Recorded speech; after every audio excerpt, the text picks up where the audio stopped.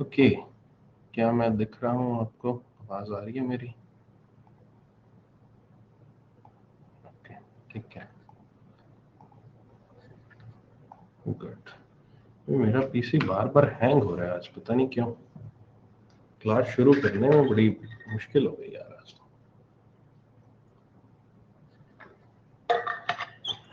दो बार रीस्टार्ट किया, अभी भी आपकी क्लास स्टार्ट करने के बाद भी गोल गोल घूम रहा था। चलिए आज के सेशन की शुरुआत करते हैं। एंड 9 जुलाई को आ रही हो ना जयपुर? 9 जुलाई को डेट किसने बताई भाई? जयपुर तो आ रहे हैं, डेट किसने बोली? किसने बताई डेट? अंकुर सर ने। अभी देखो यार, 9 जुलाई फाइनल नहीं है ना? 9 जुलाई को आरबी ग्रेड बी का एग्जाम है, फेज 1, है ना? तो इसलिए लेट्स सी, कहीं कोई हल्की फुल्की मूवमेंट इधर उधर ना हो जाए। हाँ, जयपुर तो फाइनल है, डेट अभी फाइनल मत समझो। हाँ, वो तो आएंगे।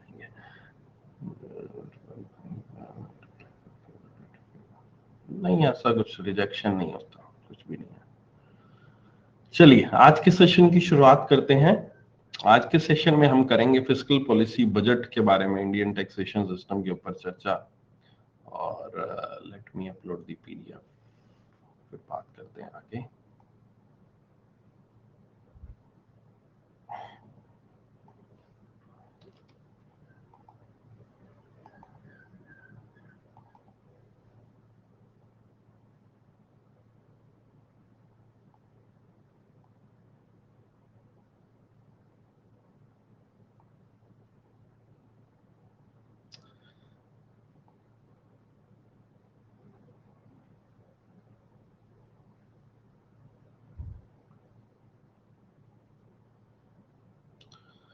सो यहाँ पर है annual budget, union budget. Union budget, annual budget क्या होता है? यूनियन बजट, एनुअल बजट यहाँ पर आपका एक ऐसा फाइनेंशियल स्टेटमेंट होते हैं, ये एक प्रकार से फाइनेंशियल स्टेटमेंट इनको कह सकते हो। These are the financial statement जो कि यहाँ पर गवर्नमेंट ऑफ इंडिया के द्वारा प्रेजेंट किए जाते हैं on every 1st of February को। 1st of February को जो ये स्टेटमेंट प्रेजेंट किए जाते हैं, इनको हम एनुअल फाइनेंशियल स्टेटमेंट भी कहते हैं। इससे पहले यहाँ पर 2016 से पहले ये बजट जो था वो यहाँ पर last working day of February को प्रेजेंट किया जाता, तो उसके बाद इसका टाइम पीरियड बदलकर 1 फरवरी कर दिया गया था। इसके अलावा 2017 में एक और बदलाव किया गया था इसमें, कि रेलवे बजट जो था वो इससे पहले अलग से डिफाइन किया जाता था, लेकिन रेलवे बजट को भी अब यूनियन बजट का ही पार्ट बना दिया गया था। ये यहां पर जो एनुअल बजट है, ये बेसिकली क्या बताता क्या है? ये जैसा मैंने आपको बताया कि एनुअल फाइनेंशियल स्टेटमेंट है, और ये बताता क्या है? ये बताता है गवर्नमेंट के द्वारा जो भी एक्सपेंडिचर किए जाएंगे, जो भी उसके द्वारा इनकम अर्न की जाती है, जो भी उसके द्वारा रिसिप्ट आती है उसके पास, उन सबका यहाँ पर एक लेखा जोखा, यानी कि पूरा पूरा यहाँ पर बताता है कितना एक्सपेंडिचर आया, कितने यहाँ पर रिसिप्ट हैं गवर्नमेंट की। और ये गवर्नमेंट के एक्सपेंडिचर रिसिप्ट जो है, ये अलग अलग फाइनेंशियल ईयर के यहाँ पर आपको बताता है। वैसे तो देखो, बेसिक बजट की डेफिनेशन जो है वो है एस्टिमेशन, कि बजट जो है वो एक एस्टिमेशन देता है आपको आने वाले फिस्कल ईयर, आने वाले फाइनेंशियल ईयर के गवर्नमेंट के द्वारा किए जाने वाले एक्सपेंडिचर और गवर्नमेंट को क्या रिसिप्ट और रेवेन्यू आने वाले हैं उसका बारे में डिटेल में बताता है। लेकिन इसके अलावा यूनियन बजट में आपको यहाँ पर जो फिलहाल प्रेजेंट फाइनेंशियल ईयर चल रहा होगा, जब बजट आता है तो उस टाइम जो फाइनेंशियल ईयर चल रहा है, उस फाइनेंशियल ईयर में भी क्या क्या किया गया है, क्योंकि उस फाइनेंशियल ईयर का बजट पिछले साल दिया गया था, तो उस फाइनेंशियल ईयर में यहाँ पर क्या क्या किया गया है, या फिर उससे पिछले फाइनेंशियल ईयर में जो बजट दिया गया था उसके अकॉर्डिंग क्या अचीव कर लिया गया है, तो ये भी यहाँ पर बजट आपको साथ साथ बताता है। मेन बजट का फंडा होता है कि अगले आने वाले फाइनेंशियल ईयर में, क्योंकि 1 फरवरी को, जैसे इस बार 1 फरवरी 2023 को अनाउंस किया गया, तो यानी कि 1 फरवरी 2023 को वो क्या करेगा, वो 1 अप्रैल 2023 से लेकर 31 मार्च 2024 तक के पीरियड के बीच में जो भी गवर्नमेंट के द्वारा एक्सपेंडिचर किया जाना है, जो भी गवर्नमेंट को यहाँ पर एक्सपेक्टेड है कि हमें ये इतनी रिसिप्ट, इतना रेवेन्यू आ जाएगा, इन सब की डिटेल उस बजट में होती है। लेकिन उसके अलावा जिस फाइनेंशियल ईयर में वो डिटेल डिस्कस की गई है बजट की, उस फाइनेंशियल ईयर का डाटा यहाँ पर रहेगा, और उससे प्रीवियस ईयर का फाइनेंशियल ईयर का डाटा भी वहां पर बजट में देखने को मिलता है। ठीक है, बजट जो है वो आर्टिकल 112 ऑफ इंडियन कॉन्स्टिट्यूशन के तहत डिफाइंड है, और इसको यहाँ पर हम एनुअल फाइनेंशियल स्टेटमेंट भी कहते हैं, एनुअल फाइनेंशियल स्टेटमेंट भी कहते हैं, और आर्टिकल 112 ऑफ इंडियन कॉन्स्टिट्यूशन के तहत डिफाइंड है। जैसे मैंने आपको बताया एनुअल फाइनेंशियल स्टेटमेंट कहते हैं 112 के तहत यहाँ पर आपका इसको, और इस एनुअल फाइनेंशियल स्टेटमेंट को या फिर बजट को हम 3 पार्ट्स में डिवाइड कर सकते हैं। पहला पार्ट होता है कंसोलिडेटेड फंड ऑफ इंडिया, दूसरा पार्ट होता है कंटीजेंसी फंड ऑफ इंडिया, और तीसरा पार्ट होता है public account of India. Consolidated fund of India यहाँ पर जितना भी हमारे पास एक्सपेंडिचर होगा, जितना भी हमारे रेवेन्यू आएगा, वो सारा का सारा कंसोलिडेटेड फंड ऑफ इंडिया से ही निकलता है। जितना भी कंसोलिडेटेड फंड ऑफ इंडिया, ये आर्टिकल 266 के तहत यहाँ पर डिफाइंड है, कॉन्स्टिट्यूशन में इसका जिक्र किया गया आर्टिकल 266। लेकिन जितना भी रेवेन्यू रिसीव किया जाएगा, एक्सपेंडिचर होगा, वो सारा इसी में से आएगा। और अगर इसमें से किसी को भी कोई पैसा निकालना है, कंसोलिडेटेड फंड ऑफ इंडिया में से किसी को भी कोई भी पैसा अगर निकालना है, तो वो पैसा यहाँ पर निकालने से पहले, यहाँ पर आपके पार्लियामेंट की ऑथराइजेशन की जरूरत पड़ती है। पार्लियामेंट उसमें यहाँ पर रोल प्ले करता है। आपको प्रस्ताव रखना पड़ेगा, आपको किस लिए पैसा चाहिए, और वो प्रस्ताव पारित जब होगा राज्यसभा लोकसभा में, उसके बाद ही आप उसमें से पैसा निकाल सकते हो। ठीक है, इसके अलावा दूसरा है contingency fund of India. Contingency जैसे नाम इसका है वैसे ही इसका काम आप समझ सकते हो, कंटीजेंसी यानी कि इमरजेंसी होता है। ठीक है, कंटीजेंसी का मतलब इमरजेंसी फंड। अब इमरजेंसी फंड में क्या होगा, यानी कि अचानक से किसी भी वक्त किसी भी तरह से पैसों की जरूरत आन पड़ी अचानक से। ठीक है, ओके, एंड अभी हमें इतनी टाइम लगेगा अगर कंसोलिडेटेड फंड से पैसा निकाल ले, तो हम ऐसे अचानक से इमरजेंसी के लिए पैसा जो है वो कंटीजेंसी फंड से एक बार निकाल सकते हैं। कंटीजेंसी फंड से हम इमरजेंसी के लिए पैसा, लाइक दी अभी जैसे साइक्लोन आया था, बिपरजॉय, उसकी अगर सब कुछ करना है, अरेंजमेंट करना है, और पैसा अचानक से मुझे चाहिए, तो मैं कंटीजेंसी फंड से निकालूंगा। लेकिन लेटर ऑन इस कंटीजेंसी फंड में पैसा वापस से डाल भी दिया जाता है जितना आपने निकाला, क्योंकि आपने अचानक से निकाला और लेटर ऑन फिर आपको उसमें से पैसा, आपने बाद में कंसोलिडेटेड फंड ऑफ इंडिया से पैसा ले लिया और उसको कंटीजेंसी फंड में डाल दिया। ठीक है, इसमें यहाँ पर तकरीबन 30,000 करोड़ रुपए, 30,000 करोड़ रुपीज यहाँ पर आपका 30,000 करोड़ रुपीज यहाँ पर आपका सरकार के द्वारा फिक्स अमाउंट इसमें रखी गई है। हमेशा इसमें 30,000 करोड़ रुपीज पड़ा रहता है। अगला आता है पब्लिक अकाउंट। पब्लिक अकाउंट का मतलब यह है कि जो भी पैसा आप सरकार के पास जमा करवाते हो, किसी भी फॉर्म में जमा कराते हो, हम लोग सरकार की बहुत सारी स्कीम्स में इन्वेस्टमेंट करते हैं, चाहे वो प्रोविडेंट फंड स्कीम हो, स्मॉल सेविंग कलेक्शन हो, सुकन्या समृद्धि योजना, एनएससी, किसान विकास पत्र वगैरह वगैरह। इस तरह की बहुत सारी स्मॉल सेविंग स्कीम्स है जिसमें हम पैसा यहाँ पर इन्वेस्ट करते हैं। तो वो यहाँ पर article 266 of constitution of India के तहत डिफाइंड है। तो जो भी पैसा आप सरकार को देते हो, वो पैसा सारा का सारा पब्लिक अकाउंट में जाता है। ये पब्लिक अकाउंट में जो भी पैसा जाता है, इसको यहाँ पर आप लोग जो है अपनी डिमांड के अनुसार विड्रॉ भी करा लेते हैं। तो जो पैसा यहाँ पर आपने सरकार को दिया, वो सरकार का पैसा नहीं है। उस पैसे को हाँ फॉर द टाइम बिंग आप यूटिलाइज कर सकते हो, और उसमें से विड्रॉ करने के लिए आपको पार्लियामेंट की ऑथराइजेशन की जरूरत भी नहीं पड़ेगी। ठीक है, तो that is the public account, उसको हम पब्लिक अकाउंट कहते हैं। अब ये तो 3 पार्ट्स हो गए आपके, कंसोलिडेटेड फंड, कंटीजेंसी फंड और पब्लिक अकाउंट, जिसके बेस पर आपकी एनुअल फाइनेंशियल स्टेटमेंट बनती है, यानी कि आपका यूनियन बजट बनता है। ठीक है, अगले पॉइंट पे चलते हैं। अगला पॉइंट आता है कि बजट जो है उसको यहाँ पर डिवाइड किया जाता है कुछ पार्ट्स में डिवाइड किया जाता है, जिसमें दो मेजर पार्ट होते हैं, एक रेवेन्यू साइड होती है, एक एक्सपेंडिचर साइड होती है। ठीक है, और यहाँ पर जो रेवेन्यू साइड है, जो एक्सपेंडिचर साइड है, यहाँ पर उसको हम कैसे डिफाइन करते हैं? उसको हम डिफाइन करते हैं आपका सबसे पहले रेवेन्यू यानी कि रिसिप्ट। रेवेन्यू क्या हुआ? रेवेन्यू का मतलब हुआ रिसिप्ट साइड। ठीक है, अब रिसिप्ट जो है वो भी यहाँ पर आपकी दो तरीके की होती है। रिसिप्ट आपकी दो तरीके की होती है। पहली रिसिप्ट होती है रेवेन्यू रिसिप्ट, दूसरी रिसिप्ट होती है कैपिटल रिसिप्ट। ठीक है, ओके। और दूसरी तरफ एक्सपेंडिचर जो होते हैं उनमें भी ऐसे ही होता है, उसमें भी रेवेन्यू एक्सपेंडिचर अलग होता है और यहाँ पर कैपिटल एक्सपेंडिचर अलग होता है। तो यानी कि बजट को आप इस तरह से भी दिखा सकते हो, एक रेवेन्यू बजट है, एक कैपिटल बजट है। बजट को आप दो पार्ट्स में डिवाइड इस तरह से भी कर सकते हैं, revenue budget and the capital budget. और या फिर इस तरह से भी डिफाइन कर सकते हो, रिसिप्ट है और एक्सपेंडिचर है, और रिसिप्ट के अंडर रेवेन्यू रिसिप्ट है, कैपिटल रिसिप्ट है, और एक्सपेंडिचर के अंडर रेवेन्यू एक्सपेंडिचर है, कैपिटल एक्सपेंडिचर है, इस तरह से। ठीक है, ओके।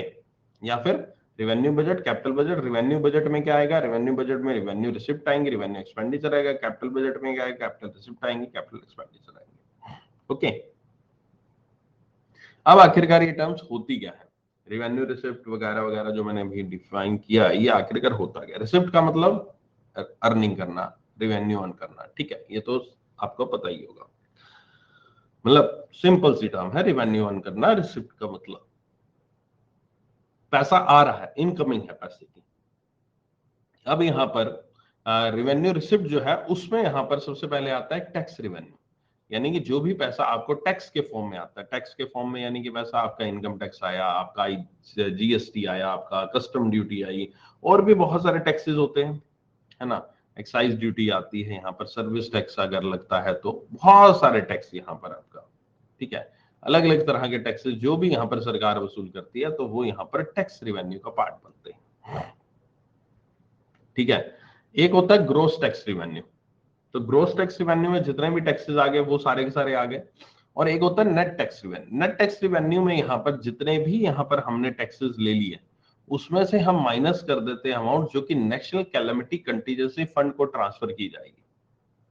ऐसी अमाउंट जो कि टैक्सेस में से ही निकाल कर हम कंटीजेंसी फंड को ट्रांसफर करते हैं, वो पैसा उसमें माइनस कर दो। या फिर जो स्टेट का शेयर है, टैक्सेस हम कलेक्ट करते हैं, लाइक द जीएसटी वगैरह कलेक्ट किया जाता है, तो उसमें बहुत सारा पैसा जीएसटी का स्टेट को दिया जाता है। तो वो जो स्टेट को पैसा दिया जाता है वो भी माइनस कर दिया जाता है। तो मेरे पास जो ग्रोस टैक्स में से मैंने कंटीजेंसी फंड के लिए पैसा अलग किया, कैलेमिटी कंटीजेंसी फंड के लिए, और मैंने जो पैसा स्टेट के शेयर के लिए माइनस किया, इन दोनों को माइनस करके जो मेरे पास वैल्यू बचेगी वो मेरा नेट टैक्स रेवेन्यू होगा।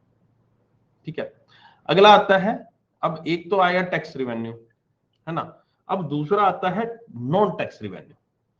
नॉन टैक्स रेवेन्यू में पैसा कौन सा आएगा? नॉन टैक्स रेवेन्यू में मान लीजिए आपने किसी कंट्री को लोन दे दिया, लोन दे रखा आपने, वहां से इंटरेस्ट की प्राप्ति हो रही है आपको। ठीक है, आपने किसी कंपनी में इन्वेस्टमेंट कर रखा है, वहां से डिविडेंड प्रॉफिट आ रहा है आपको, है ना। या फिर बाहर की कोई कंट्री आपको एक्सटर्नल ग्रांट दे रही है, यानी ये ऐसा पैसा दे रही है जो वापस देने की जरूरत नहीं है आपको। ठीक है, इस तरह से। या फिर यूनियन टेरिटरी से कुछ ना कुछ आपको रिसिप्ट आ रहा है, पैसा आ रहा है, इस तरह की चीजें यहाँ पर। लाइक दी पिछले दिनों में एक न्यूज आई थी ना, आरबीआई ने सरकार को पैसा दिया, डिविडेंड के फॉर्म में दिया, है ना। तो गवर्नमेंट ऑफ इंडिया की जो पब्लिक सेक्टर अंडरटेकिंग कंपनी है वो प्रॉफिट और डिविडेंड के फॉर्म में पैसा देती रहती है, तो वो भी यहाँ पर नॉन टैक्स रेवेन्यू का पार्ट है, यानी कि टैक्स से रिलेटेड नहीं है रेवेन्यू, लेकिन आ रहा है। ठीक है, तो टोटल रेवेन्यू रिसिप्ट जो होती है, total revenue receipt tax revenue plus non tax revenue, यहाँ अगर टोटल करोगे तो आपके पास जो वैल्यू आएगी वो टोटल रेवेन्यू रिसिप्ट की वैल्यू आएगी। ठीक है, अभी हमने पढ़ा रेवेन्यू रिसिप्ट के बारे में। अब हम पढ़ते हैं कैपिटल रिसिप्ट के बारे में। अगर मैं कैपिटल रिसिप्ट की बात करूं तो कैपिटल रिसिप्ट यहाँ पर होती है, कैपिटल, आपने नाम सुना होगा कैपिटल, जिसको मैं कहता हूं तो पूंजी, याद है। ठीक है, उसी तरह से आपकी जो पूंजी होती है वो किसके लिए काम आती है? वो यहाँ पर बिजनेस को रन करने के लिए काम आती है ना। यानी कि किसी ना किसी लंबी अवधि के लिए पैसे को इस्तेमाल किया जाता है, उसके लिए काम आती है, इन्वेस्टमेंट करते हैं हम उसको बिजनेस में। उसी तरह से यहाँ पर कैपिटल भी यहाँ पर डिफाइन है, यानी कि कैपिटल रिसिप्ट यानी कि ऐसा कोई पैसा जो आ रहा है हमारे पास जिसको मैं लंबी अवधि के लिए इस्तेमाल कर सकता हूँ, ठीक है, जिसको लंबी अवधि के लिए इस्तेमाल कर सकता हूँ, तो उसको मैं यहाँ पर कैपिटल रिसिप्ट कहता हूँ। कैपिटल रिसिप्ट भी दो तरीके से डिफाइन होती है, एक होता है डेट रिसिप्ट, दूसरा होता है non debt receipt. Debt receipt में आपका वो फंडा आता है जो कि लोन के फॉर्म में आपने पैसा लिया है। लोन के फॉर्म में अगर कोई भी पैसा अगर आप लेते हो तो वो यहाँ पर आपका डेट रिसिप्ट बनता है, और लोन के फॉर्म में जो पैसा लेते हो डेट रिसिप्ट बनता है। उसके एग्जांपल है, यानी कि आपने बाहर से मार्केट से कोई पैसा लिया, यानी कि गवर्नमेंट सिक्योरिटीज, ट्रेजरी बिल्स, है ना, इस तरह का कोई पैसा अगर आपने लिया है तो। अगर आपने कोई यहाँ पर स्मॉल सेविंग्स के अगेंस्ट आपने सिक्योरिटी दी है, कोई सिक्योरिटी देकर स्मॉल सेविंग स्कीम के तहत जो भी है उससे पैसा उठाया है ना। अगर आपने कोई प्रोविडेंट फंड से पैसा उठाया है, या फिर आप कह लीजिए कोई किसी तरह की बाहर से लोन लिया, बाहर किसी कंट्री से लोन दे दिया, आईएमएफ ने लोन दे दिया, वर्ल्ड बैंक ने लोन दे दिया, तो वो सारा का सारा डेट रिसिप्ट का पार्ट बनता है। और जो नॉन डेट रिसिप्ट है, यानी कि आपने उसमें लोन का फंडा नहीं है, लेकिन स्टिल वो पैसा आपको यहाँ पर मिला है, जिसमें पैसा आता है कि मान लीजिए आपने कोई लोन्स एडवांसेस दिया था, उसका पैसा वापस आ गया। इंटरेस्ट का जो पैसा आएगा वो तो रेवेन्यू रिसिप्ट में आएगा, क्योंकि वो आपकी अर्निंग है, ठीक है। लेकिन जो लोन दिया है उसका पैसा भी तो वापस आएगा कभी ना कभी, तो वो आपका नॉन डेट रिसिप्ट का पार्ट बन जाता है, ठीक है। या फिर आपने यहाँ पर किसी कंपनी में, जो अपनी कंपनी थी पब्लिक सेक्टर अंडरटेकिंग, उसका थोड़ा सा हिस्सा बेच दिया, उसका हिस्सा बेच दिया, जिसको हम कहते हैं डिसइन्वेस्टमेंट कहते हैं, ठीक है। तो डिसइन्वेस्टमेंट का जो पैसा आएगा वो भी यहाँ पर नॉन डेट रिसिप्ट में वो पैसा काउंट किया जाएगा, ठीक है। तो यहाँ पर कैपिटल रिसिप्ट आपके होते हैं non debt receipt plus debt receipt को अगर मैं टोटल कर लूं तो मेरे पास कैपिटल रिसिप्ट आएगी। और अब मैं अगर टोटल रिसिप्ट निकालनी है तो टोटल रिसिप्ट मेरी कैसे आएगी? Total receipt equal to total revenue receipt plus total capital receipt, ठीक है। टोटल रेवेन्यू मेरे पास जितनी आई रिसिप्ट मैंने बता दी, प्लस मेरे पास टोटल कैपिटल रिसिप्ट जो आई वो मैंने बता दी। इसके अलावा एक तीसरा पॉइंट और इसमें इंक्लूड होता है, जो कि यहाँ पर हमारे रिसिप्ट का कारण बनता है, और वो बनता है draw down of cash balances. Draw down of cash balances क्या होता है? Draw down of cash balances होता है कि इन केस जिस तरह से यहाँ पर हर एक पर्सन का एक बैंक में अकाउंट होता है, आपका मेरा सबका बैंक अकाउंट होगा। अगर आपको पैसों की जरूरत होती है, बैंक अकाउंट में से पैसा निकालते हो कि नहीं निकालते, है ना। तो उसी तरह से हमारे गवर्नमेंट ऑफ इंडिया के भी बैंक अकाउंट है, ठीक है, किसी बैंक के पास होंगे। अगर उसको पैसे की जरूरत पड़ती है तो पैसा वहां से निकाल लेगी फॉर द टेम्परेरी बेसिस, थोड़ा बहुत पैसा, है ना। वैसे तो वो एक्सपेंडिचर के लिए पैसा निकाल लेगी उसमें से, लेकिन जस्ट फॉर द टाइमिंग थोड़ा बहुत पैसा अगर वो निकाल रही है और उसको इस्तेमाल कर रही है अपने किसी दूसरे चीज के लिए, तो वो भी एक प्रकार की रिसिप्ट ही काउंट की जाएगी। That is also kind of receipt जो गवर्नमेंट को मिली है, उसके कैश बैलेंस को उसने कम किया है, उसके बैंक अकाउंट के बैलेंस को उसने कम किया है। That is a drawdown of cash balance is also included under the total receipt. तो total receipt define हुआ total revenue receipt plus capital receipt plus drawdown of the cash balances. I hope कि clear होगा फंडा ये वाला। इतना अभी तक जो रिसिप्ट का मैंने अभी आपको बताया है, ये जो भी चीजें मैंने बताई हैं लिखी हुई बकायदा आपको मिलेंगी आपके रिवीजन पर्पज से, तो तसल्ली रखिएगा, बस आप मेरी बातों को ध्यान से सुनते रहिए, ठीक है। Okay,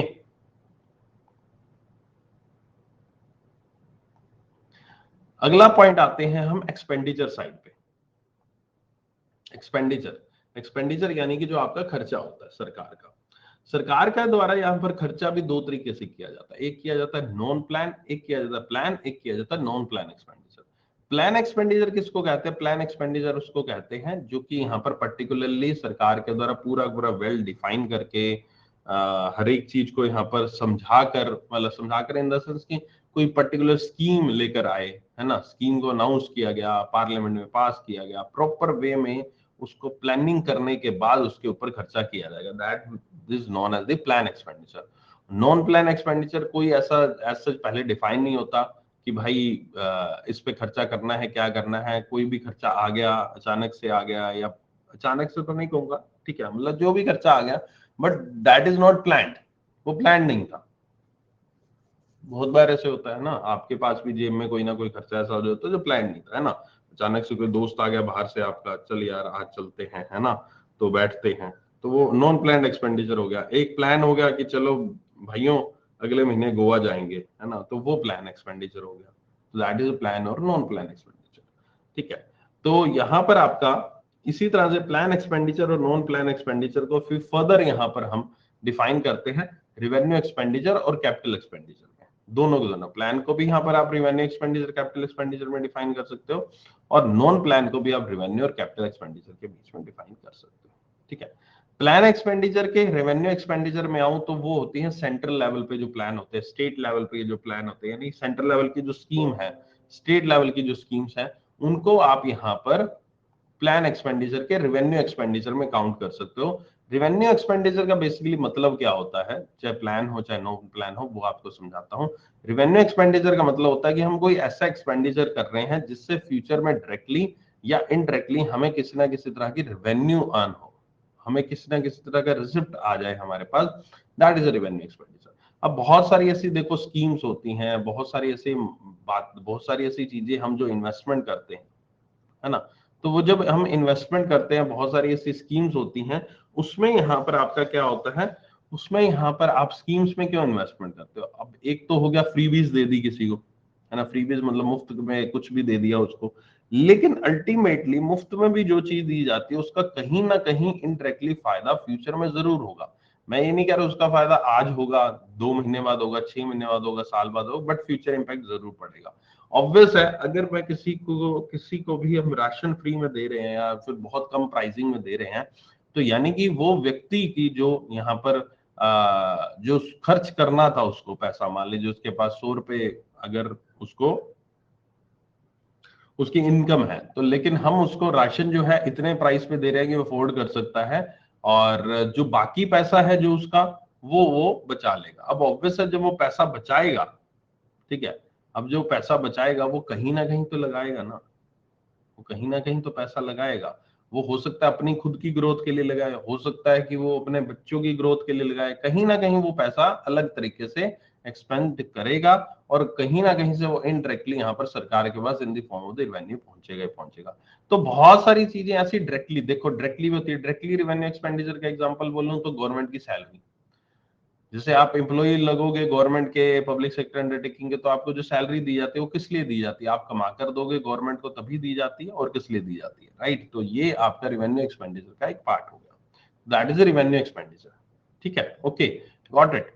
so this is the central plan, central assistant for state and union territory, ये रेवेन्यू एक्सपेंडिचर हुआ। कैपिटल एक्सपेंडिचर में भी वही सेंट्रल प्लान और the central assistant for state and union territory के प्लान आते हैं।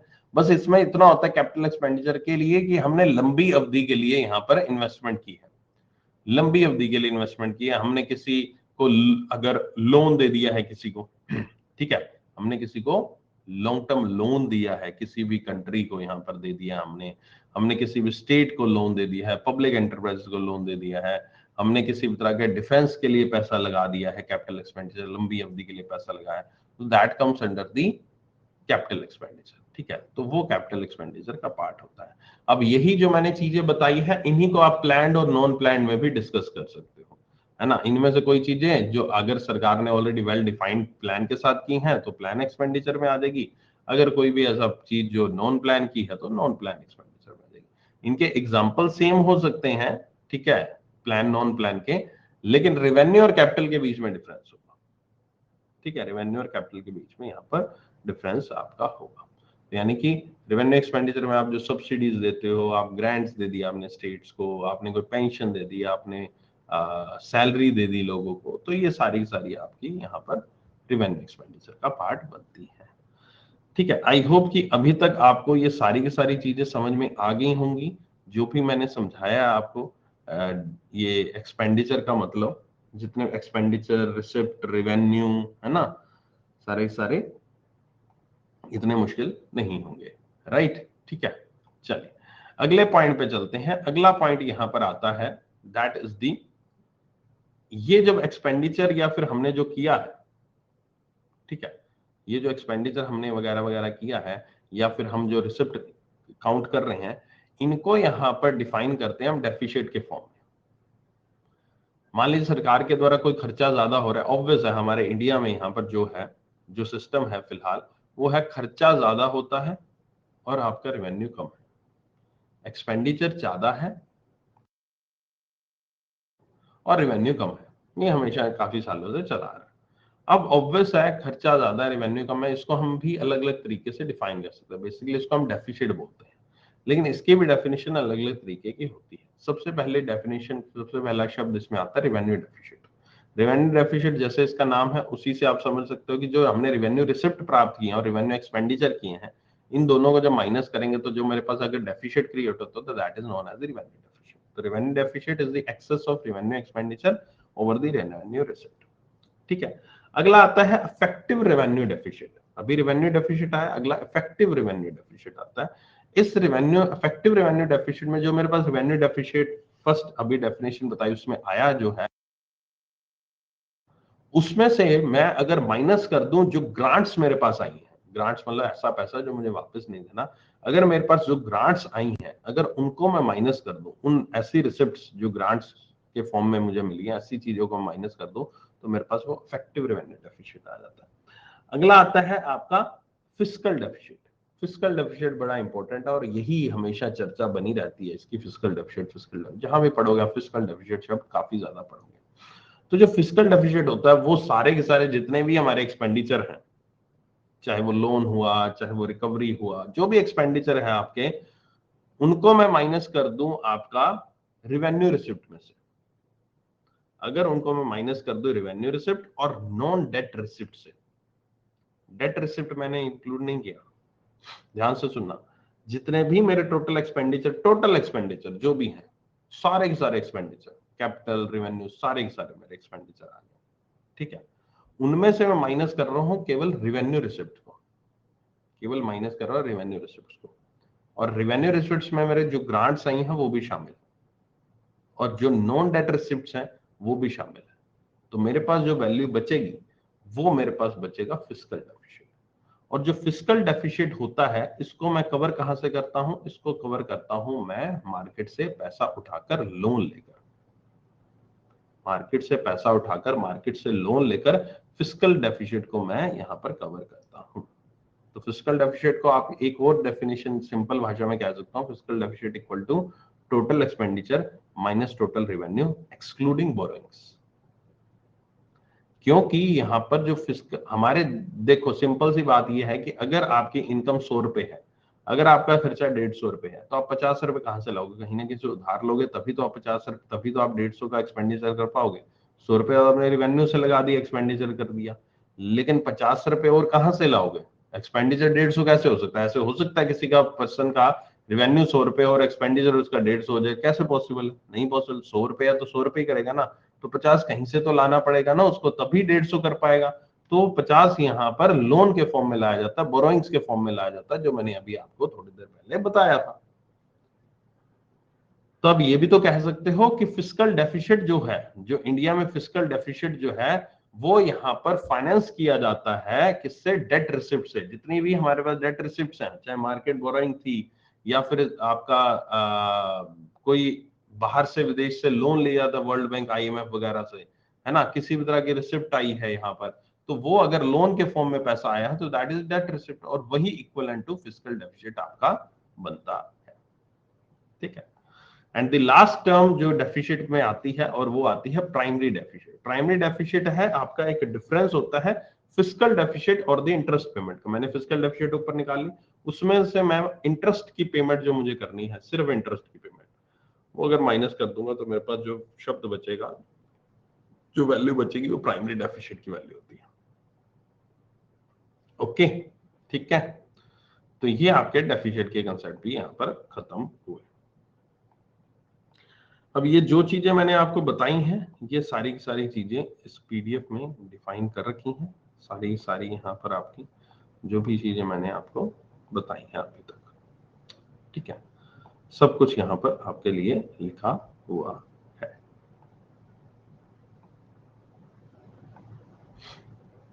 थोड़े से एग्जाम्पल के फॉर्म में भी लिखा हुआ है कि एग्जाम्पल भी दे रखे हैं आपको, रेवेन्यू रिसिप्ट के, कैपिटल रिसिप्ट के, डेट रिसिप्ट के ना, सारे पढ़ लेना आराम से, जल्दी से। Okay, and one more thing, इसमें यहाँ पर आपके साथ जो पीडीएफ में अटैच किया रखा है मैंने, जो इस बार का यूनियन बजट आया था उसको सारा का सारा, इस बार जो यूनियन बजट आया था वो मैंने सारा का सारा कर रखा है अटैच। अगर आप मेरे पुराने फॉलोवर हो तो डेफिनेटली आपने मेरी एक क्लास अटेंड की होगी जो मैंने यूट्यूब पे 1 फरवरी को ही ली थी। उस क्लास में मैंने यही पीडीएफ आपको पढ़ाई थी, यूट्यूब पे ही वो सेशन अवेलेबल है। तो जो प्रेजेंट में जो बजट आया है इसको मैं अभी आपको दोबारा नहीं करवाऊंगा। इसके लिए मैं आपको यहाँ पर यही रिकमेंड करूंगा, तो जो मेरा यूट्यूब सेशन है आप जस्ट इतना सर्च कर लीजिएगा यूट्यूब पे, कपिल काटपाल यूनियन बजट करके जब सर्च करोगे तो आपको एक वीडियो मिलेगी जिसमें 50-60 हजार व्यूज होंगे, है ना। उस वीडियो में यहाँ पर आपको सारा का सारा मैंने ये एक एक पॉइंट यहाँ पर जो मैंने दे रखे हैं ये वो मैंने डिस्कस किए हैं, और उस पूरी पूरी वीडियो को सुन लीजिएगा। आपकी जितनी भी इस बार की यूनियन बजट के डाटा है वो सारा का सारा आपके लिए आ जाएगा। ठीक है। अब बात ये है कि जब आरआरबी का एग्जाम है तो आरआरबी एग्जाम के लिए हम ये कहते हैं 6 मंथ्स का पढ़ना है, क्योंकि उससे पहले तो फिलहाल आपका सिर्फ आरबी ग्रेड बी का एग्जाम है। हाँ, आरबी ग्रेड भी कर रहे हैं तो बजट आपको अलग से करना ही है, फेज 1 फेज 2 दोनों के लिए करना है। लेकिन अगर आप आरआरबी पे फोकस कर रहे हैं, आरआरबी पीओ क्लर्क का, तो मैं थोड़ा सा इसमें कह सकता हूं कि आप अगर बजट को स्किप करना चाहें तो कर सकते हैं, क्योंकि इसमें क्योंकि इसमें ये है कि हाँ, बजट में से अगर क्वेश्चन आएगा एक या दो क्वेश्चन ज्यादा आएंगे, 2 या 3 भी वैसे आ सकते हैं, है ना। तो अगर वो अफोर्ड कर सकते हो 2-3 क्वेश्चन छोड़ना कि सर मैं इतना बड़ा क्यों पढ़ूंगा, सर पीडीएफ इतनी याद कैसे होगी, ये है वो है, अगर मन में वैसी धारणाएं आ रही हैं और अगर आप 2 से 3 क्वेश्चन को छोड़ना अफोर्ड कर सकते हो current affair general awareness section के, तो फिर आपको ये लेक्चर करने की जरूरत नहीं है, ये पीडीएफ को आपको रखने की जरूरत नहीं है। अगर आप रिस्क नहीं लेना चाहते किसी भी तरह से, हो सकता है आ जाए, हो सकता है ना आए, मैं ये नहीं कहूंगा आएगा ही आएगा, हो सकता है ना भी आए, वो 2 क्या 3 क्वेश्चन क्या 0 क्वेश्चन भी हो सकता है इसमें से, तो लेकिन रिस्क नहीं लेने का तो फिर आपको करना पड़ेगा। And more over I know कि आप में से बहुत सारे लोगों ने ऑलरेडी इसको यहाँ पर पढ़ भी लिया होगा, कि जब वो कराए हुए 1 फरवरी हो गया और अब तक तो शायद आप में से बहुत सारे लोगों ने इसको 2-2 बार रिवाइज कर लिया होगा, ये सारी सारी पीडीएफ। अगर कर लिया तो फिर कंटिन्यू कीजिएगा, अगर नहीं किया तो फिर सोच लीजिएगा क्या करना है। तो ये आपका हुआ यूनियन बजट के बारे में। यूनियन बजट कह लीजिए, है ना, एनुअल फाइनेंशियल स्टेटमेंट कह लीजिए आपकी, ये एक ही बात है। यहाँ पर आपकी फिस्कल पॉलिसी कह लीजिए, जो फिस्कल पॉलिसी है वो भी यहाँ पर इसी को हम यूनियन बजट को ही कह देते हैं, राइट। ठीक है। अब हम चलते हैं इंडिया के टैक्सेशन सिस्टम के ऊपर। नेक्स्ट हम बात करने वाले हैं इंडिया के टैक्सेशन सिस्टम की, राइट। ठीक है।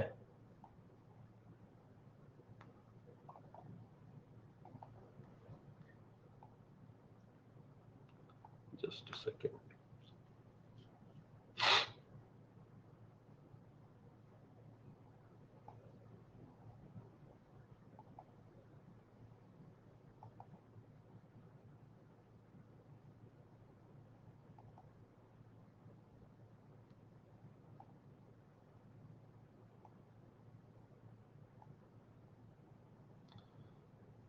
ये फिर हैंग हो गया यार।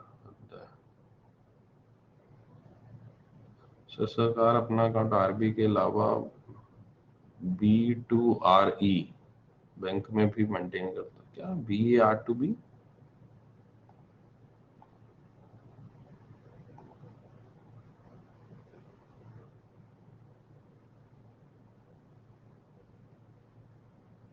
क्वेश्चन नहीं समझा यार तुम्हारा, थोड़ा सेंटेंस को सही लिखो यार, सच में समझ नहीं आ रहा यार क्या हो रहा है आज। हाँ ठीक है, अब खुल गया, ओके।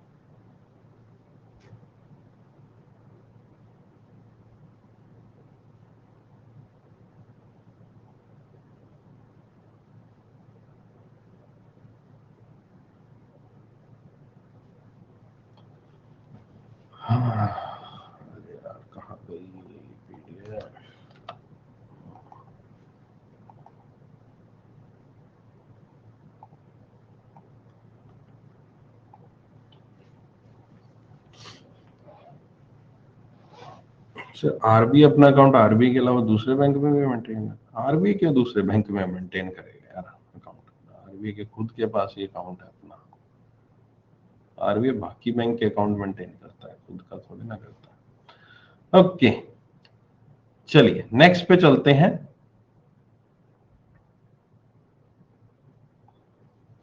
पाँच सौ के कुछ नोट्स का करीब 88,000 करोड़ का हिसाब नहीं मिल रहा है, रिसेंटली सुनाई दिया। कोई बात नहीं, मिला दो जाकर यार, और क्या कर सकते हैं। नहीं मिल रहा तो उसमें अपने क्या करें यार, इतना टेंशन ना लिया करो। अब बहुत सारी चीजें नहीं मिल रही यार, बहुत सारे लोगों के पैसा इधर उधर फंसे हुए हैं, अटके हुए हैं, है ना। स्विट्जरलैंड में भी पैसा पड़ा है, कई देशों में पैसा पड़ा है। इतनी टेंशन लोगे तो भाई साहब एग्जाम कैसे क्लियर होगा तुम्हारा। हिसाब किताब नहीं मिल रहा तो अपने थोड़ी ना हिसाब किताब मिलाएंगे, दिमाग मत लगाओ इतना। ये खबरें आती रहेंगी, ये जिंदगी भर की खबरें हैं, और 10 दिन बाद आ जाइए 1,60,000 का नहीं मिल रहा।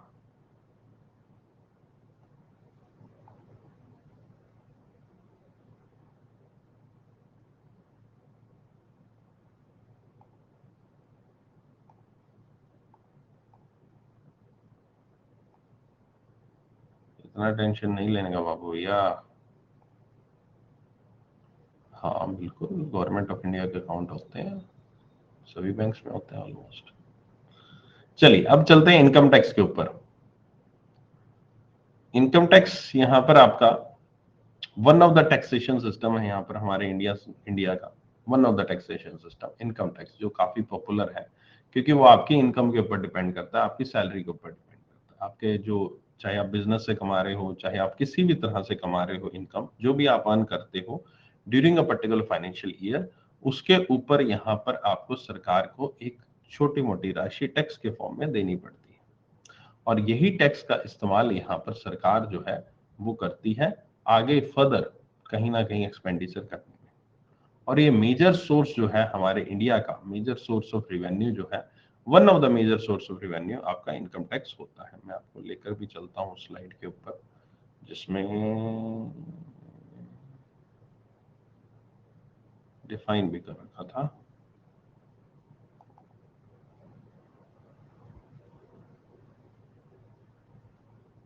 ये देखो, ये रुपी कम फ्रॉम लिखा है ना, कहां से पैसा आया है। ये देखो इसमें इनकम टैक्स 15%, समझ रहे हो कितना बड़ा एक। और ये जीएसटी देखो 17%, कॉर्पोरेशन टैक्स, एक्साइज ड्यूटी, ये सारे के सारे कस्टम्स, ये मतलब 15, यहाँ ये लिखा ना यार, 15 15 30 34 41, 41 और 17 58, है ना। 58% जो पैसा है हमारे रेवेन्यू का, वो यहाँ पर टैक्सेस से आता है। 58% पैसा जो है टैक्सेस से आता है हमारे इंडिया में। That is a major chunk. और उसमें से 15% जो अभी मैं पढ़ाने वाला हूँ, that comes from the income tax. 15% is a huge amount, है ना, छोटा मोटा अमाउंट नहीं है। 15% टोटल हमारा जो रेवेन्यू आ रहा है वो इनकम टैक्स से आता है। ठीक है, अब जो इनकम टैक्स होता है ये एक प्रकार का डायरेक्ट टैक्स है। डायरेक्ट टैक्स मतलब कि आप सरकार को डायरेक्टली पे करते हो अपनी जेब से। ठीक है, सरकार को डायरेक्टली पे कर रहे हो। एक होता है इनडायरेक्ट टैक्स, जो कि आप सरकार को डायरेक्टली नहीं पे करते, वो आप इनडायरेक्ट पे करते हो। लाइक जो जीएसटी होता है, जीएसटी किस पे लगता है, जो आपके प्रोडक्ट्स वगैरह, आप सर्विसेज वगैरह लेते हो, प्रोडक्ट्स खरीदते हो, उन पे यहाँ पर आपको जीएसटी देना पड़ता है। लाइक अगर आपने अनअकैडमी सब्सक्रिप्शन खरीदा होगा तो उसकी इनवॉइस जो होती है, उस इनवॉइस को देखना आप, जो आपको मेल पे इनवॉइस आती है ना, उसमें बकायदा जीएसटी की अमाउंट अलग से डिफाइन होगी। ठीक है, तो और जो आप पे करते हो उस टाइम उसमें लिखा होता है कि मान ली 7,000 पे किया तो उसमें लिखा होता है इंक्लूसिव ऑफ जीएसटी। ऐसे लिखा होता है इंक्लूसिव ऑफ जीएसटी। ठीक है, तो जीएसटी उसके अंदर इंक्लूड होता है। आप पे करते हो तो फिर फर्दर मान लीजिए अनअकैडमी को जीएसटी किया, तो अनअकैडमी आपके बिहाफ पर वो जीएसटी जो है वो सरकार को पे करेगी। तो दैट इज इनडायरेक्ट टैक्स की पे आपने डायरेक्टली नहीं किया सरकार को, इनडायरेक्टली वो पैसा यहाँ पर जीएसटी का पैसा जो है वो सरकार के पास पहुंचा। तो फिलहाल मैं इनकम टैक्स की बात करने वाला हूं। इनकम टैक्स की यहाँ पर जो बात कर रहे हैं उसमें सारी की सारी चीजें वो आती हैं जो आप लोग, मेरे जैसे लोग, कोई भी कंपनी है, कोई भी ऑर्गेनाइजेशन है, कोई भी बिजनेसमैन है, जो यहाँ पर टैक्स पेयर आता है कैटेगरी में आप आता है, जो टैक्स पे करने कैटेगरी में आता है, तो वो यहाँ पर डिफाइन किया जाता है। तो इसमें इंडिविजुअल्स भी हो सकते हैं, फर्म्स, ऑर्गेनाइजेशंस भी हो सकते हैं, कंपनीज भी हो सकते हैं, राइट। अब जो इनकम होती है, आपकी इनकम होती है, इसके इनकम के अकॉर्डिंग आपको यहाँ पर किस तरह से आपको टैक्सेस पे करने होते हैं।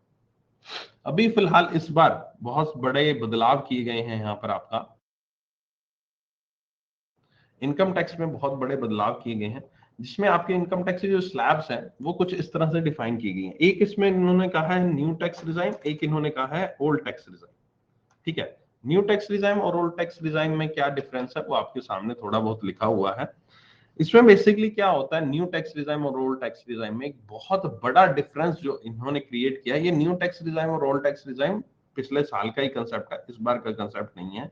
जो एक बहुत बड़ा इन्होंने डिफाइन किया हुआ है इसके अंदर डिफरेंस, वो ये है कि अगर आप पुराने तरीके से इनकम टैक्स पे करते हो तो आपको यहाँ पर इनकम टैक्स की जो डिडक्शन मिलती है वो अवेलेबल रहती हैं, आप उसमें इनकम टैक्स डिडक्शन ले सकते हो। अगर आप न्यू टैक्स डिजाइन के अकॉर्डिंग आप टैक्स पे करते हो तो आपके पास जो डिडक्शंस हैं वो यहाँ पर आपकी अवेलेबल नहीं, वो आपकी मैंने क्या बोला, ओल्ड टैक्स में यहाँ पर अवेलेबल रहती हैं और न्यू टैक्स में, न्यू डिजाइन में यहाँ पर अवेलेबल नहीं रहती।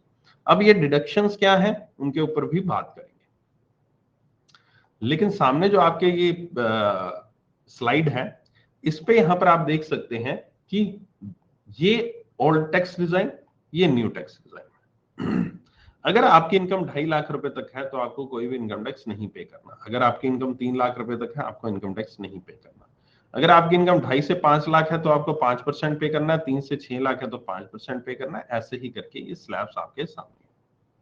ठीक है, कि इतना इतना अगर आपकी 15 लाख से ऊपर आती है इनकम तो आपको यहाँ पर 30% टैक्स पे करना है। ठीक है, अब ये यहाँ पर इसमें एक और चीज बदलाव किया गया, वो ये किया गया, you must note that under the new tax regime the rebate of income tax has been increased to 7 lakh from the earlier limit of 5 lakh.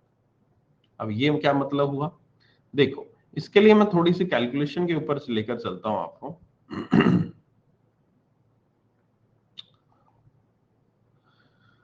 अगर आपकी इनकम मान लीजिए 5 लाख रुपए है, अगर 2.5 लाख तक है तो टैक्स आपका 0% लगेगा, कोई आपको टैक्स पे करने की जरूरत नहीं। अगर आपकी इनकम 5 लाख तक है तब भी आपको टैक्स पे करने की जरूरत नहीं है, तब भी आपको 0% लगेगा। ठीक है, अगर आपकी इनकम 2.5 से 5 लाख है लेकिन नेट टैक्सेबल इनकम 5 लाख से ऊपर है तब आपको 5% देना पड़ेगा। इसका मतलब क्या हुआ, मान लीजिए आपकी इनकम जो आप अर्न करते हो वो 4 लाख करते हो, 4 लाख रुपए अर्न करते हो, आपकी इनकम आई है 4 लाख रुपए, आप उस पर कितने प्रतिशत टैक्स पे करोगे, 0। अगर आपकी इनकम 6 लाख रुपए है, अगर आपकी इनकम 6 लाख रुपए है तो यहाँ पर आपका 6 लाख से पहले क्या होगा, 6 लाख में से अगर मान लीजिए कोई मैंने डिडक्शंस ले ली, अभी डिडक्शंस के ऊपर बात करूंगा मैं, आप सिंपल डिडक्शन शब्द सुन लो, डिडक्शंस क्या होती है वो बताऊंगा। आपने अगर किसी भी तरह की डिडक्शन ले ली सरकार से, किसी भी तरह के डिडक्शन के अंदर यहाँ पर अप्रूवल ले लिया, अप्रूवल क्या, आपने इन्वेस्टमेंट कर दिया जो डिडक्शन के अंदर क्वालिफाइड है, तो आपने मान लीजिए 1.5 लाख रुपए का उसमें इन्वेस्टमेंट कर दिया, तो आपकी जो नेट जो टैक्सेबल इनकम थी वो थी 6 लाख रुपए जिसपे टैक्स लगना था। लेकिन 1.5 लाख का डिडक्शन लेने के बाद क्या होता है, 6 लाख में से हम 1.5 लाख को माइनस करना पड़ता है हमें, तो आपकी जो नेट टैक्सेबल इनकम कितनी रहेगी, वो यहाँ पर आपकी रहेगी 4.5 लाख। आपकी जो टैक्सेबल इनकम, जो फाइनल जो इनकम रहेगी वो 4.5 लाख रहेगी। अब इसमें क्या हुआ, अब इसमें ये हुआ कि आप यहाँ पर आपका जो टैक्स स्लैब है वो यहाँ पर आपका बदल गया। नॉर्मली आपका टैक्स स्लैब कौन सा था, वो आना था आपका 5 से 10 लाख का, आना था 5 से 10 लाख का, लेकिन अब यहाँ पर आपका जो टैक्स स्लैब आ चुका है वो 2.5 से 5 लाख का टैक्स स्लैब आ चुका है। तो आपके ऊपर जो टैक्स लगेगा वो 5% के हिसाब से आपके ऊपर टैक्स लग जाएगा। ठीक है, तो आपके ऊपर 5% के हिसाब से टैक्स लग जाएगा। हाँ, अगर आपकी यहाँ पर टैक्सेबल इनकम जो थी, जो फाइनल जो मैंने 6 लाख बताई थी, उस केस में अगर आप डिडक्शन भी कर लेते हो तब आपके ऊपर 5% के हिसाब से लग जाएगा। लेकिन अगर आपकी जो स्टार्टिंग में डिडक्शन से पहले जो आपकी इनकम 5 लाख से ही नीचे है, फिर आप पे 0% लगेगा। अगर 5 लाख से ऊपर है, डिडक्शन करने के बाद 5 लाख से नीचे आई है, तब आप पे 5% लगेगा। सेम यही चीज आपकी यहाँ पर डिफाइन होती है आगे भी, 20% और 30%, और यही चीज यहाँ पर 7 लाख पे, न्यू टैक्स रिजाइम के अकॉर्डिंग ये चीज 7 लाख पे डिफाइंड है। ओल्ड टैक्स रिजाइम के हिसाब से ये चीज 5 लाख पे डिफाइंड है, और न्यू टैक्स रिजाइम के हिसाब से 7 लाख पे डिफाइंड है। अगर आपको अभी भी ये चीज समझ में नहीं आई है तो आपके लिए मैंने एक और चार्ट दे रखा है, वो ये चार्ट है। अगर आप इस चार्ट को थोड़ा बहुत समझ लेते हो तो डेफिनेटली आपको जो मैंने चीज बताई है वो आपको और अच्छे से समझ में आ जाएगी। ठीक है, इसमें कुछ और बातें हैं जो मैं अभी आपको समझा देता हूं। इसमें आपको एक पॉइंट दिखेगा, दैट इज स्टैंडर्ड डिडक्शन। ठीक है, ये वाला पोर्शन आपको मिलेगा स्टैंडर्ड डिडक्शन का। अब ये स्टैंडर्ड डिडक्शन क्या है? Standard deduction basically government of India के द्वारा 2 साल पहले दोबारा से इंट्रोड्यूस किया गया था। पहले भी था बहुत साल पहले, लेकिन फिर बाद में हटा दिया गया था।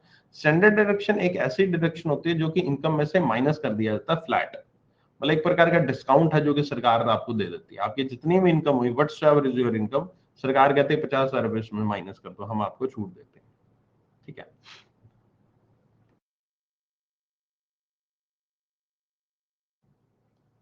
वैसे स्टैंडर्ड डिडक्शन रिलेटेड होती है,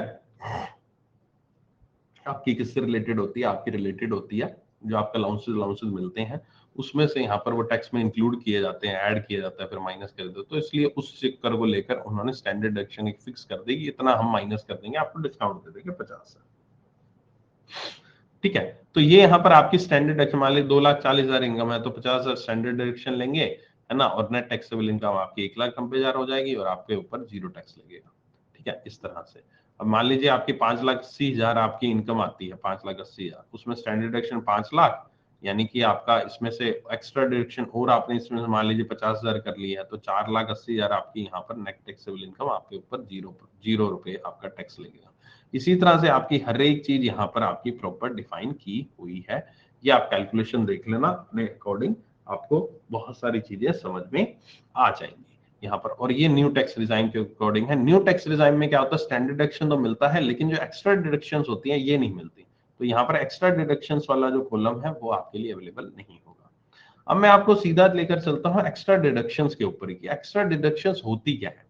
देखिए, एक्स्ट्रा डिडक्शंस होती हैं अगर आप कहीं पर भी गवर्नमेंट के द्वारा दी गई लिस्ट के अनुसार कहीं पर भी पैसा इन्वेस्ट करते हो या फिर कहीं भी पैसा आपका लगाते हो, जिसको हम एक्स्ट्रा डिडक्शंस कहते हैं। इनकम टैक्स की डिडक्शन की लिस्ट कहते हैं। इनकम टैक्स की डिडक्शन यहाँ पर सेक्शन 80 में डिफाइन की गई है, और ये अलग अलग हैं, 80C, 80CCC, 80CCD, 80D, 80G वगैरह वगैरह बहुत सारी हैं आपकी ये सेक्शन 80, जिसमें सेक्शन 86C जो है सबसे ज्यादा पॉपुलर होता है।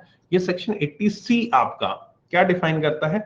इसके तहत आप जो बेसिकली इन्वेस्टमेंट करते हो, चाहे आप फिक्स डिपॉजिट, जो टैक्स सेवर है फिक्स डिपॉजिट है उसमें इन्वेस्टमेंट करो, नेशनल सेविंग सर्टिफिकेट में इन्वेस्टमेंट कर रहे हो, सुकन्या समृद्धि योजना में इन्वेस्टमेंट कर रहे हो, पब्लिक प्रोविडेंट फंड में इन्वेस्टमेंट कर रहे हो, इस तरह की चीजों में अगर आप इन्वेस्टमेंट करते हो, कुछ इन्वेस्टमेंट्स आपको डिफाइन कर रखी हैं, अगर उनमें इन्वेस्टमेंट करते हो तो उस पे यहाँ पर सरकार के द्वारा 80C के तहत आपको छूट दी जाती है।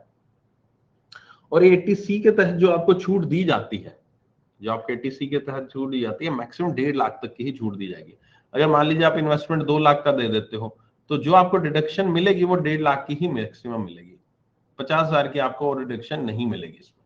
यानी कि आपका जो माइनस होगा ना इसमें, ये जो एक्स्ट्रा डिडक्शन जो आपने माइनस की ना अपनी इनकम में से माइनस कर रहे हो, ये 2 लाख 2 लाख 2.5 लाख ये सारे का सारा, तो ये सारा का सारा मैक्सिमम टू मैक्सिमम आपका 1.5 लाख तक ही माइनस हो सकता है अगर आप इसमें 80C के तहत अगर आप करते हो। हाँ, 80C के तहत और कोई करते हो तो वो और ऐड हो जाएगा, लेकिन अकेला 80C में जो इन्वेस्टमेंट करते हो, जो इसके अंदर क्राइटेरिया इन्वेस्टमेंट के दे रखे हैं, उसके तहत आप 2 लाख कर लो, जो 5 लाख इन्वेस्टमेंट कर लो, चाहे 10 लाख, लेकिन मैक्सिमम डिडक्शन इसमें आपको 1.5 लाख तक की ही मिलेगी।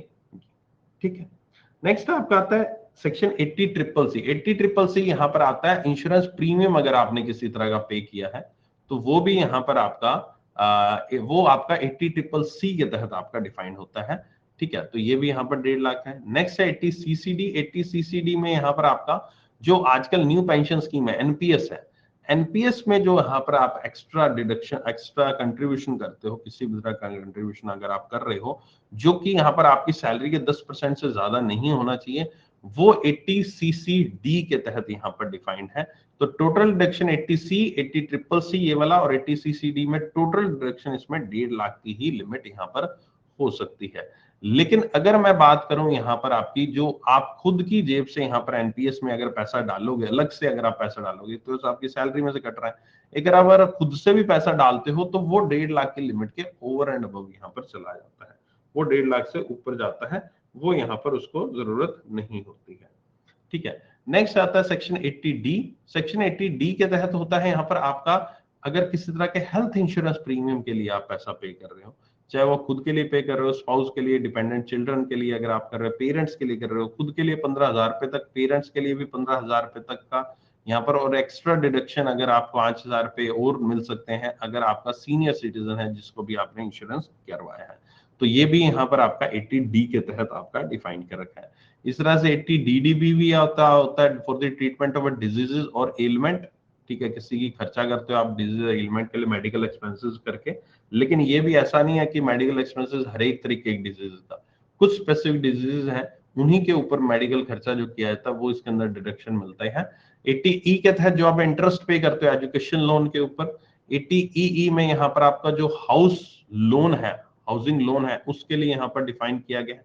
80RRB जो है वो यहाँ पर रॉयल्टीज और पेटेंट के लिए यहाँ पर डिफाइन किया गया। 80TTA जो है वो यहाँ पर आपका डिफाइन किया गया इंटरेस्ट जो आप अर्न करते हो saving bank account, post office और द कोऑपरेटिव सोसाइटी के ऊपर, that is up to maximum of 10,000 rupees. 80U में यहाँ पर आपका जो आप डिडक्शन मिलती है आपकी किसको, डिसेबल्ड लोगों को, है ना, डिसेबिलिटी सर्टिफिकेट को प्रेजेंट करना पड़ता है 1 लाख तक फ्री नॉन टैक्स, इस तरह से।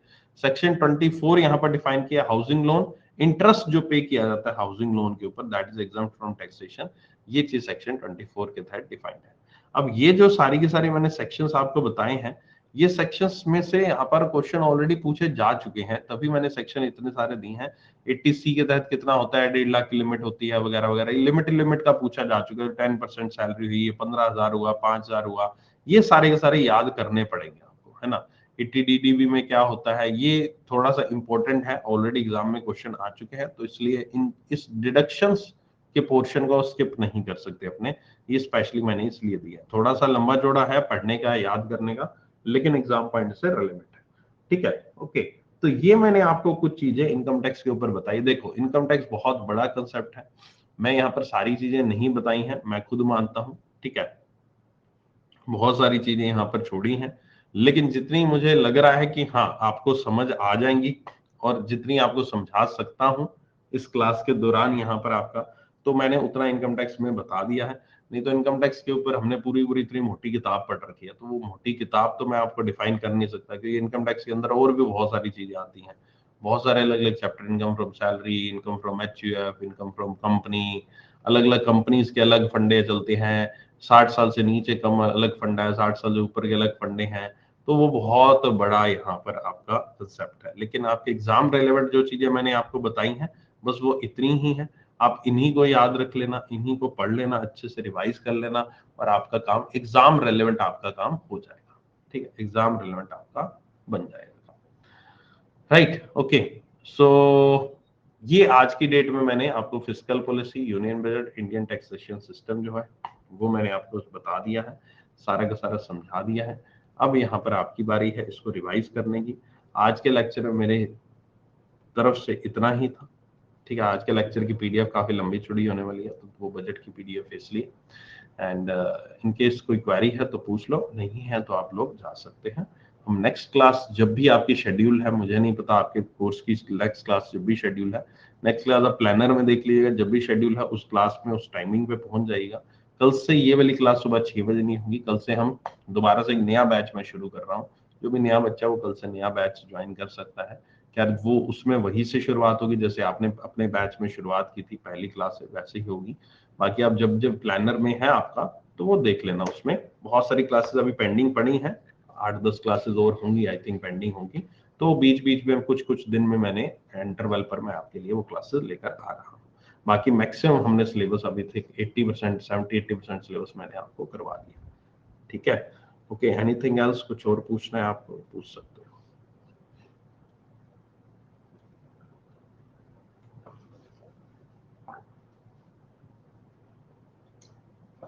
ओल्ड टैक्स और न्यू टैक्स में, ओल्ड टैक्स और न्यू टैक्स में जो डिफरेंस है ना कौन सा बेटर है वो देखो, वो एक्चुअली कुछ भी कह नहीं सकता है बेटर कौन सा है। ये देखो यहाँ पर ना बेटर का ऑप्शन ये दे रखा है ना, दोनों बेटर हैं, किसी में न्यू बेटर है, किसी में ओल्ड बेटर है ना, तो ये आप उसके अकॉर्डिंग रिसर्च करो।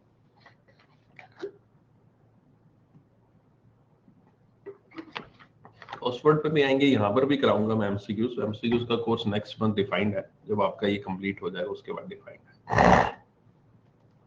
ठीक है, चलो मिलते हैं फिर नेक्स्ट क्लास में। Thank you so much, take care, bye bye.